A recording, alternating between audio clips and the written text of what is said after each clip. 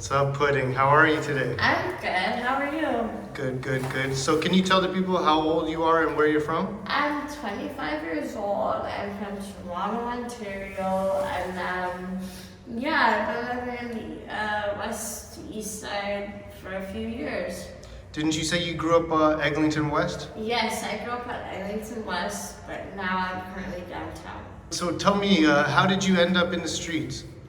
I ended up in the streets because my parents and I had a disagreement, and I didn't feel like the house we lived at was really safe. So I just kind of took off on my own. You said you were hearing voices in the house? Yeah, like one day I went home with my mom's key, and I heard like a music playing from like the bedroom, but nobody was home. You felt like it was haunted? Yeah. And then after that, you ended up going to Cam H, you said? Yeah, I went to Camp H a few times. I went to Camp H a few times. And they've been helping me recover. They give me medication. Yeah. 1 second, we're recording. You're good. You can walk by if you want. I like your outfit, you look hot. I like your outfit, you look hot. Why, are you wearing my outfit? No. So did Cam H try and help you with housing? Yes, they did, but it was taking too long. It would mean that I have to stay in hospital for like 8 months. Bed what? Bed bug? Where? No, that's her nickname. I'm from Montreal. Yeah, it's just been like really hectic, but they've given me support, and if I need, basically I need to establish a cell phone to get more supports, because I've been promising them that when I'm out of hospital I'll keep in touch. Yeah. But I ended up losing or trading in my phone, so I wasn't able to do that. So what's your drug of choice? Well, to be honest, I prefer cocaine out of all of them.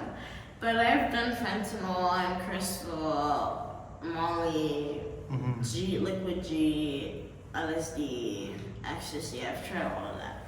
And did you ever overdose? I've overdosed like about 7 or 8 times, 9 times on fentanyl. Really? Yeah. And so how does that make you feel? Well, it's very scary. Today I almost overdosed again, and it's really hard to go through because your day is very like nauseating. Like it's very sickening day. You can't really drink normally or like eat normally. You feel really nauseous. I feel you. And do you have a desire to get clean? I do eventually obviously want to start my life and get, my own place, but it's really up to ODSP with helping me with housing, because I feel like they've given a lot of housing to men that are like well over old enough to work, and like now a lot of us young girls have nowhere to live, Yeah. But you said you weren't really willing to do the time at the Cam H. Well, it's just because it's not easy there. It's very, very depressing and scary to be a Cam H actually, because it's like a mental breakdown, You're there for so many months, and there's nothing you can do about going out in the public. And with me, they don't give passes, so it's really scary. So I need a lot of support on getting out of Cam H actually, because I don't think they help. Like it doesn't help. It should be illegal, They treat you bad. They, make problems out of your outfits and stuff like that. So, okay, I feel you. What was your upbringing like? What was your childhood like? My childhood was very interesting. I mean, my mom wasn't so financially stable, so sometimes it was difficult. But I had pretty bad friends. They'd pick on me and stuff like that. And then they'd make me do bad things to fit in, like stealing and stuff like that. So the whole attitude stuck on, and eventually I got arrested, so it's very sad. I see. And so what was your first time doing drugs? Like how'd you get into drugs? My first time was when I was 12. Me and my friend went out with my friend's brother, and we decided to go smoking and try the stuff he wanted to try. And it was okay. Like, we did weed, we did crack, we did whatever. But I fell out of it. Like, I eventually got over it because we thought it was really bad for us, and we shouldn't do it anymore. So we stopped, and I started back at 16 in high school. So the drugs were after the CAMH situation? Crack started after CAMH. No, before CAMH, like right before. Okay. And what did they diagnose you with?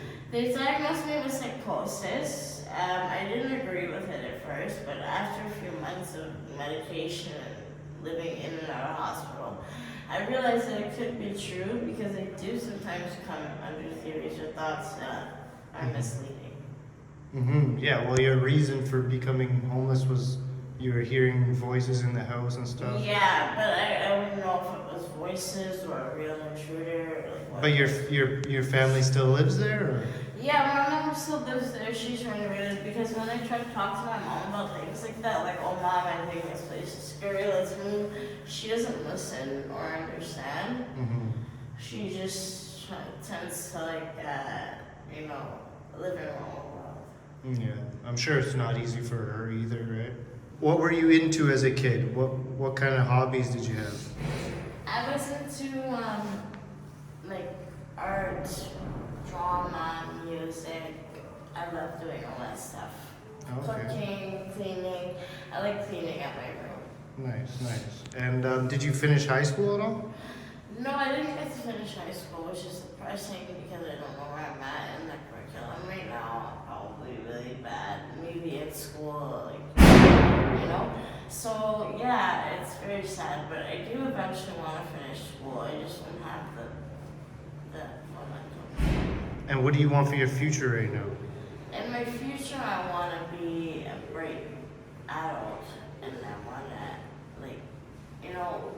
be financially stable, able to take care of myself and others. I want to have my own place. I want things to be clean around my house. I want to live lavish. I want to have just all the necessities I need. I see you got frostbite. Yes, I have frostbite. I was out in the winter with no shoes.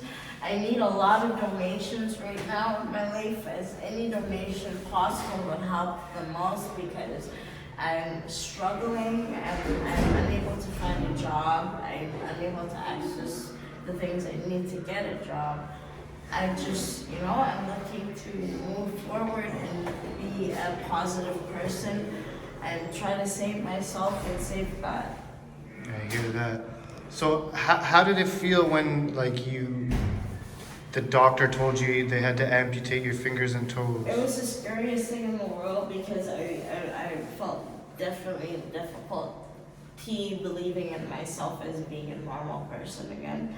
I was so insecure that people would judge me and I wouldn't be able to get a boyfriend and all that stuff. Do you still have those concerns? Yes, I do because it makes you look different, and everybody's always out asking, "Oh my God, what happened to you?" So it hurts a bit. I don't want all that attention, and the fact that I could have just I would still have them. Mm-hmm. I love my body, even no matter how ugly it is. Not ugly. I think you're beautiful. Thank you. So losing any part of it just really made me sad. Yeah, it is sad, but honestly, part of your story, and you're still beautiful. Thank you. I'm so appreciative of anybody that thinks I'm beautiful. I just had a lot of depression and I wasn't able to talk to the doctors about it because I was scared they tried making me take all these different injections. So yeah, I was scared about that. I don't like injections that much because I don't really know what the medication is and what it could do to you really. It's just a synopsis that it works. Yeah. And what about out here? You're usually alone out here, or what? I'm alone. Usually, I chill with people sometimes. Usually, random guys or girls I'll hang out with. But usually, I'm alone. I don't really have much support. Mm-hmm. I have a message, just one love, one faith, one hope.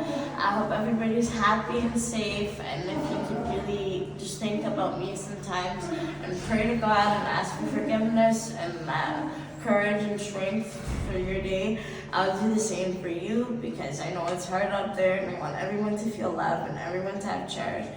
There's special moments with families and friends the way I did not get to. I don't really, I know places I can go sometimes to get support, but I just try my best to keep not do too much bad things, you know. Peace and love, one love, thank you. Yo, let me get $500. I'm in the middle of an interview, Randy.